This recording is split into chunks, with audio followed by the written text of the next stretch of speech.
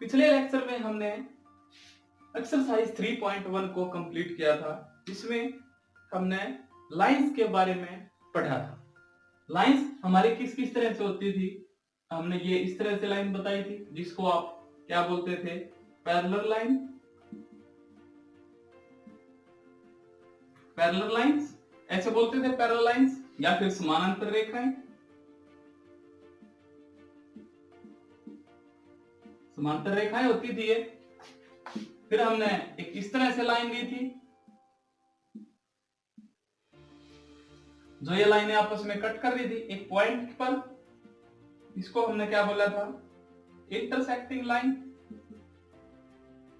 या फिर प्रतिच्छेदी रेखाएं, हिंदी में प्रतिच्छेदी रेखाएं। ये जहां पर कट करती हैं, यही इसका क्या होता था, सॉल्यूशन होता था, हल होता था। ठीक है, ये लाइनें आपस में कहीं नहीं कट करती, तो इनके लिए क्या होता था हमारे पास में, इनके लिए क्या बोलते थे कि कोई हल नहीं है। ठीक है, कोई हल नहीं है, या फिर इसको कोई हल नहीं को हम इंग्लिश में बोलते हैं इनकॉन्सिस्टेंट।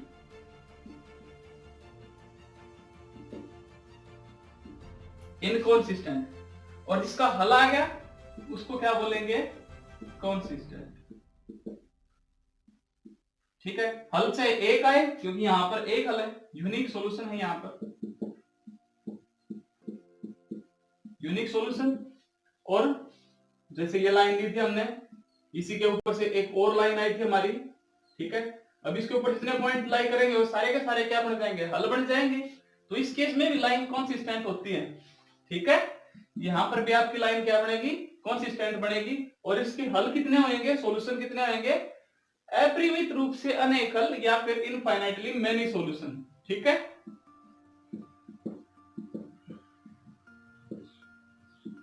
Many solution. समझ आ रही बात। हमने तीन तरह से लाइनों के बारे में पढ़ा था। ये हमारी जो लाइनें थी, हमने इनको तो क्या बोलते थे, ग्राफिकली रिप्रेजेंटेशन बोलते थे। इस तरह से अलजेब्रिकली रिप्रेजेंटेशन भी हमने किया था इस टॉपिक पर। ठीक है, आज हम इसी को कंटिन्यू करेंगे, आगे बढ़ाएंगे। एक टेबल से भी या फिर आप रेशियो के थ्रू भी चेक कर सकते हो कि कौन सी लाइन आपकी पैरेलल है, कौन सी लाइन आपकी कोइंसिडेंट है, और कौन सी आपकी ये लाइन है। ठीक है, या फिर क्या बोलते हैं इसको हिंदी में, संपाती रेखा है। ठीक है, समझ आ रही बात। इसको हम आगे करते हैं। चलिए, अब रेशियो के थ्रू भी चेक करेंगे। जो रेशियो होता है उसके थ्रू हम चेक करना सीखेंगे।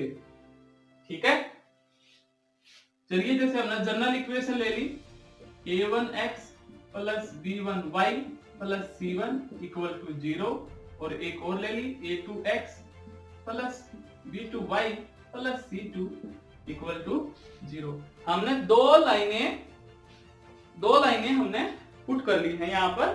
ठीक है, अब देखो,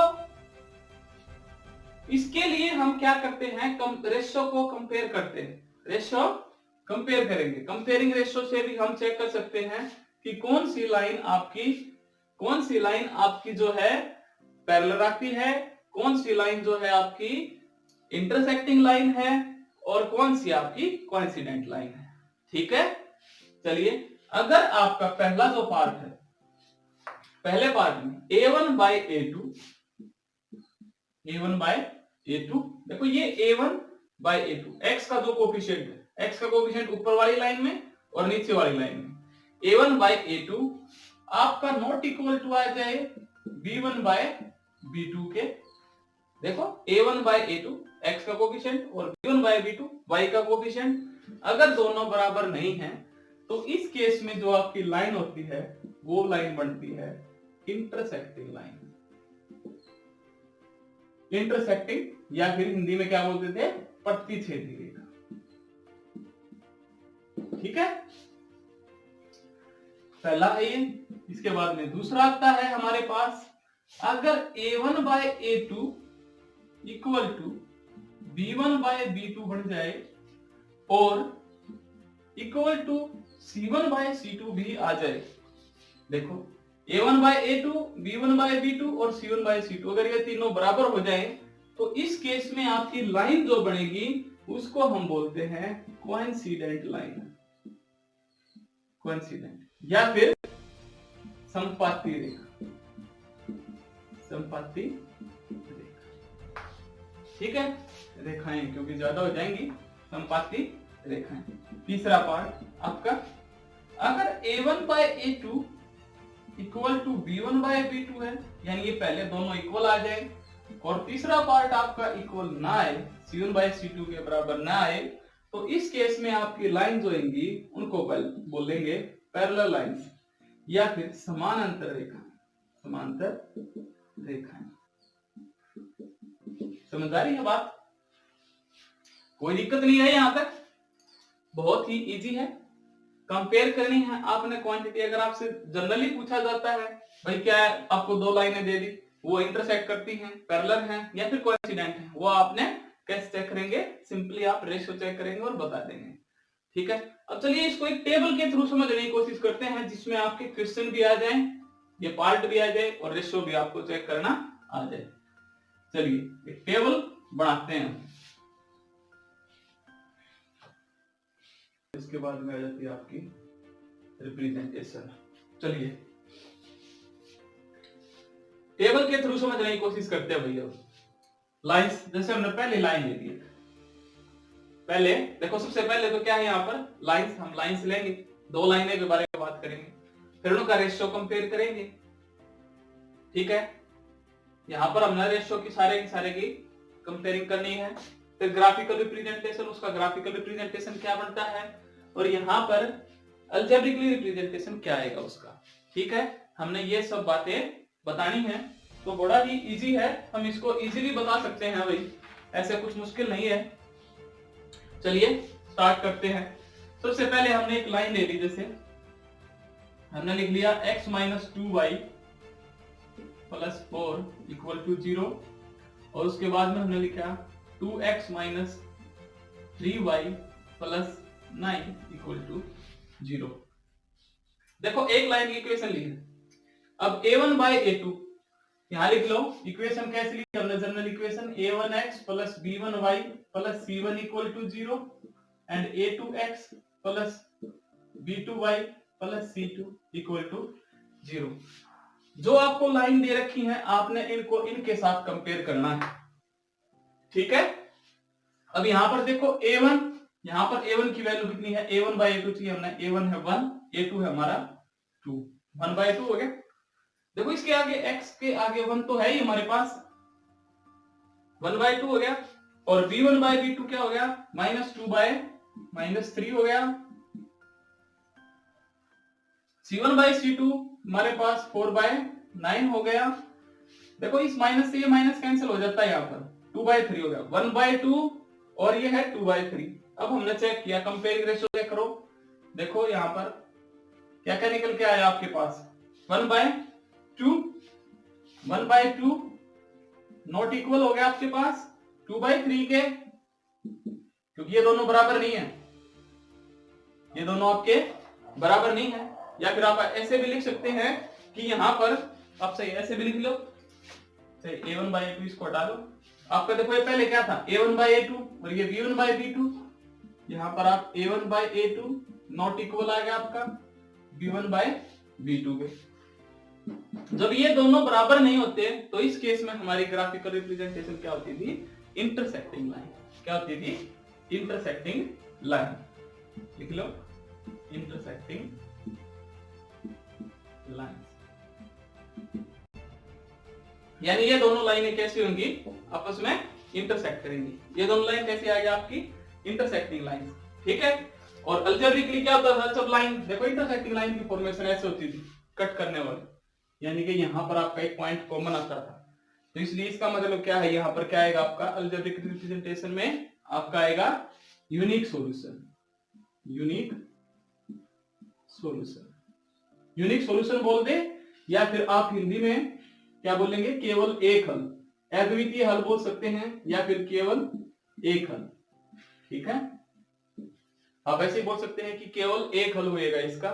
ठीक है, और अगर सॉल्यूशन के बारे में बात की जाए तो कैसा सॉल्यूशन होएगा? सॉल्यूशन के बारे में अगर हम बात करते हैं तो यहाँ पर सॉल्यूशन कैसा बन जाएगा आपका, कैसा होगा, हल आ गया तो कंसिस्टेंट हो जाता है, ठीक है। या फिर आप इसको ऐसे बोल सकते हैं कि यहाँ पर हल आता है तो कंसिस्टेंट होगा, ठीक है। अब चलिए आपने पहले देखो a1 by a2 not equal to b1 by b2 किया। अब दूसरा केस लीजिए इसी तरह से लाइन के लिए, जैसे हमने पहली लाइन तो ऐसे लिख ली x minus 2y plus 4 equal to 0, और अगली लाइन देखिए जैसे हमने लिख लिया 2x minus 4y plus 8 equal to 0। दूसरा केस हमने ये ले लिया जैसे। अब इस केस में देखो a1 by a2 क्या बनेगा 1 by 2, b1 by b2 क्या बनेगा -2 by -4, -2 by -4, या फिर ये देखो माइनस से माइनस कैंसिल हो गया, आप इसको ऐसे भी लिख सकते हैं this is equal to 1 by 2, ठीक है। और 4 by 8 अगले में चेक किया तो 4 by 8 का मतलब क्या होता है 1 by 2। अब देखो इस केस में क्या आ गया, ये भी 1 by 2, ये भी 1 by 2, ये भी 1 by 2, यानी a1 by a2, b1 by b2 और c1 by c2 आपके तीनों बराबर हो गए। a1 by a2 बराबर b1 by b2 और ये बराबर हो गया आपका c1 by c2। अब तीनों बराबर होते हैं तो इसका मतलब क्या था कि वो लाइनें कैसी थी आपकी, कैसी लाइनें हो जाएंगी, कोइंसिडेंट लाइन, ठीक है। एक लाइन के ऊपर से दूसरी लाइन, ऐसे ये लाइन थी और इसी के ऊपर से दूसरी लाइन है, ठीक है। तो यहां लिख लो कोइंसिडेंट लाइन।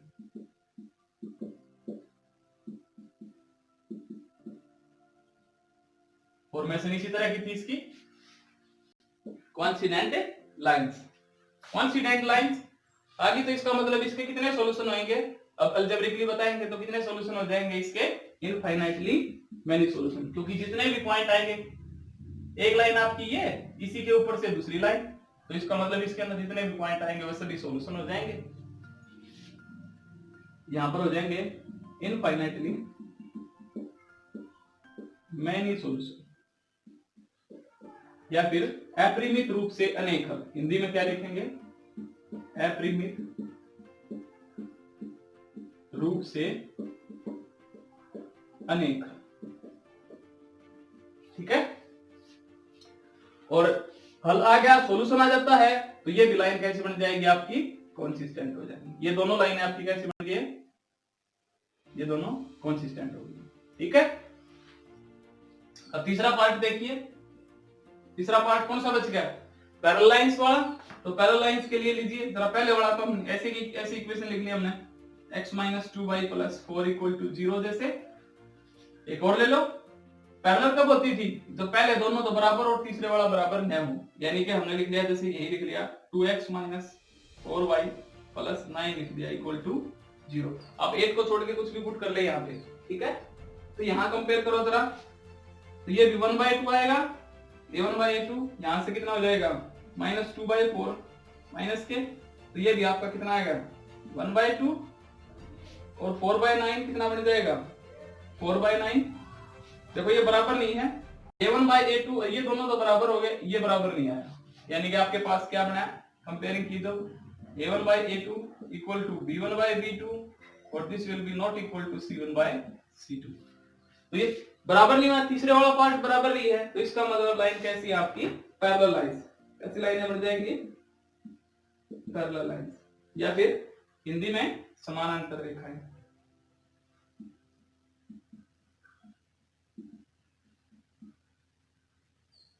समानांतर रेखाएं, कोइंसिडेंट लाइन को बोलते थे भाई हिंदी में संपाती, ठीक है।